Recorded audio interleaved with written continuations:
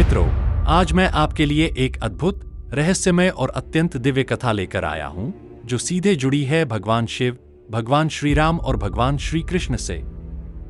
अक्सर आपने सुना होगा, कुछ लोग कहते हैं कि राधा रानी का वर्णन कहीं नहीं मिलता, यह केवल एक लोक कथा या दंतकथा है। परंतु ऐसा बिल्कुल नहीं है।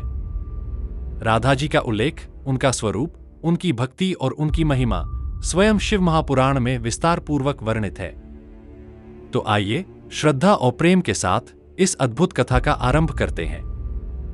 मित्रों, यह है मेना, धन्या और कलावती, तीन दिव्य कन्याओं की कथा, जो शिव पुराण रुद्र संहिता पार्वती खंड के दूसरे अध्याय में वर्णित है। आज हम जानेंगे एक अत्यंत अद्भुत और दुर्लभ कथा, तीन दिव्य बहनों की कहानी, जिनका संबंध स्वयं देवी पार्वती, माता सीता और राधा रानी से जुड़ा हुआ है। ये हैं मेना, धन्या और कलावती। आइए शुरू करते हैं यह रहस्यमयी कथा, जो शिव पुराण में वर्णित है। एक समय की बात है, प्रजापति दक्ष की अनेक कन्याएं थीं। उन्हीं में से एक कन्या थी स्वधा, जिन्हें उनके पिता ने पितरों को दान में दे दिया था। स्वधा बड़ी पतिव्रता और धर्मनिष्ठा थीं। पितरों की सेवा में सदैव लगी रहतीं। उनकी भक्ति और तप से प्रसन्न होकर पितरों ने उन्हें आशीर्वाद दिया, हे स्वधा, तुम्हारे तप और सेवा से हम अत्यंत प्रसन्न हैं। तुम्हें तीन दिव्य पुत्रियां प्राप्त होंगी, जो देवियों के समान तेजस्विनी होंगी। और तभी स्वधा से तीन अद्भुत कन्याएं उत्पन्न हुईं, मेना, धन्या और कलावती। ये तीनों कन्याएं किसी साधारण माता पिता की संतान नहीं थीं, ये मनस्पुत्रियां थीं, अर्थात योगबल और दिव्य संकल्प से उत्पन्न हुई थी। तीनों में अद्भुत सौंदर्य, तेज और आध्यात्मिक शक्ति थी। समय बीता। तीनों बहनों को एक दिन यह इच्छा हुई कि वे श्वेत द्वीप जाए, वह स्थान जहां भगवान विष्णु स्वयं अपने शुद्ध स्वरूप में निवास करते हैं। वे वहां पहुंचीं और उन्होंने भगवान विष्णु को प्रणाम किया। उसी समय वहां सनक, सनंदन, सनातन और सनत कुमार जैसे ब्रह्मर्षि भी उपस्थित थे, जो सदैव ध्यानमग्न रहते हैं।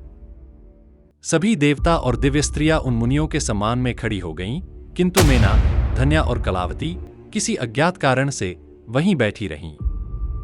यह असम्मान देखकर मुनियों के मुख पर कठोरता छा गई। मुनियों ने कहा, तुम्हें अहंकार है अपने सौंदर्य और तेज का। हे कन्याओं, तुम दिव्यलोक में रहकर भी मर्यादा भूल गईं। अतः अब तुम्हें स्वर्गलोक से पतित होकर पृथ्वी पर मानव रूप में जन्म लेना होगा। तीनों बहनें भयभीत होकर मुनियों के चरणों में गिर पड़ी, भगवन, यदि हमसे कोई भूल हो गई है तो क्षमा करें। हम तो अनजाने में यह अपराध कर बैठीं। तब उन सनकादि मुनियों का हृदय पिघल गया। उन्होंने कहा, हे कन्याओं, यद्यपि हमारा वचन झूठा नहीं हो सकता, पर हमारा श्राप ही तुम्हारे लिए वरदान बन जाएगा। उन्होंने तीनों को आशीर्वाद दिया, मेना, तुम पृथ्वी पर हिमवान पर्वतराज की पत्नी बनोगी। तुम्हारे गर्भ से स्वयं देवी पार्वती का जन्म होगा, जो शिव शक्ति स्वरूपा होंगी। धन्या, तुम राजा जनक की पत्नी बनोगी और तुम्हारे गर्भ से सीता उत्पन्न होंगी, जो स्वयं लक्ष्मी का अवतार होंगी। कलावती, तुम वृषभानु गोप की पत्नी बनोगी और तुम्हारी पुत्री होगी राधा रानी, जो श्री कृष्ण की हृदय स्वरूपा कहलाएगी। तो मित्रों, यहाँ हमें राधा जी के माता कलावती का वर्णन मिलता है। आज के बाद यदि कोई राधा जी के बारे में संदेह व्यक्त करे तो शिव महापुराण को कोट कीजिएगा। आगे कथा में समय आने पर तीनों बहनें मानव रूप में पृथ्वी पर अवतरित हुईं। मेना ने हिमालयराज हिमवान से विवाह किया और पार्वती की जननी बनी। धन्या ने राजा जनक से विवाह किया और सीता माता को जन्म दिया।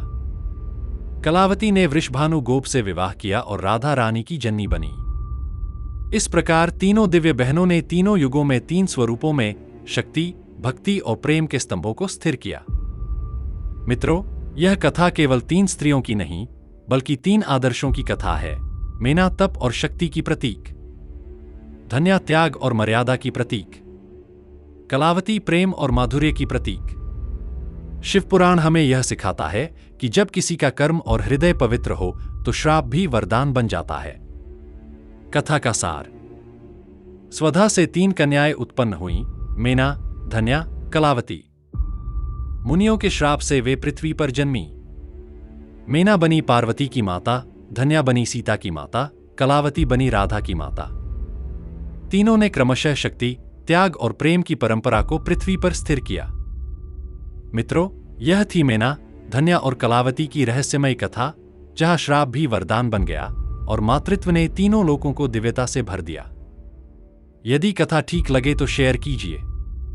जय मां पार्वती, जय शिव शंकर, हर हर महादेव।